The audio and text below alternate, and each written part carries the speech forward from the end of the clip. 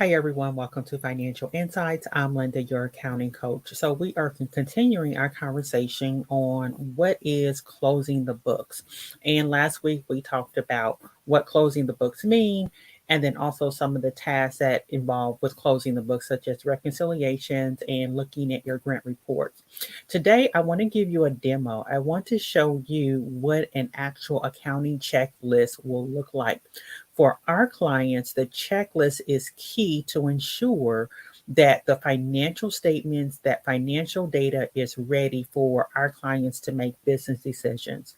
The client checklist is different for all of our clients. Of course, there are some common tasks such as reconciliations, looking at the balance sheet, those type of things. However, this checklist is customized for each client, and really, it just ensures that we are covering all of our bases. We don't have to remember, oh, what did we do? What did we do last month? What did we do last year? Oh, what accounts do we need to look at? What reports do we need to look at? It's really a good document. It really just really documenting what your accounting system is, like all of the tasks, where the documents come from, all that good stuff, and most importantly, who's responsible and the due dates. So let's dive into an example. So I'm going to share my screen, and we're going to look at an example of a checklist. Give me a second here. And I am now going to go over to Excel. So this is just a template. So for our clients, we have an Excel file and we have a weekly, month end, and a year end tab. So weekly, of course, these are all of the weekly tasks. Month end, these are all the tasks that we have to do at the end of the month. Year end, this is all of the tasks that we do to close out the books for the year. So very important for your task list to make sure, of course, you're listing out the task. I have a column here called source document. You can probably name it something else. This column is stating what documents, what reports that need to be pulled to complete that task. So if you're doing a bank reconciliation, of course, you know what you would have. Okay, I need a bank statement. So that's a good example.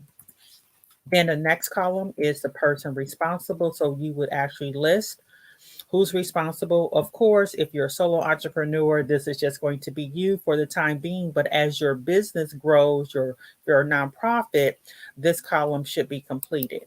Then due dates. When should this task be due? When should this report be due? This is very important to ensure that if you have to, for instance, if you are a nonprofit and if you have to submit financials to your board, you want to make sure that these tasks are completed before that board meeting. So due dates are very important.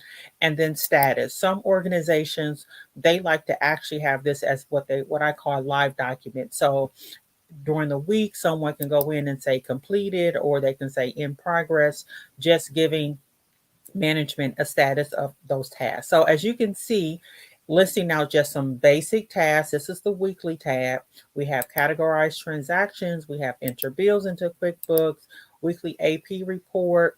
So whatever your accounting tasks are, this is what you will list on the spreadsheet. Then for month end, you do not have to break out your accounting tasks into these three buckets. You can just have one tab and list all of your accounting tasks. So for month end, these are some of the things that possibly we would do for our client. Of course, we have reconciliations. Before that, we have, of course, transactions need to be coded. We have upload bank statements, upload payroll reports, looking at the reconciliations, looking at different accounts. We do a financial review where we're looking at if there's any negative or large balances. Once again, anything relating to the books, anything that should be completed, that should be reviewed, you want on your accounting checklist. So very important to have it detailed. as much as possible. And also remember, this checklist is going to be very fluid.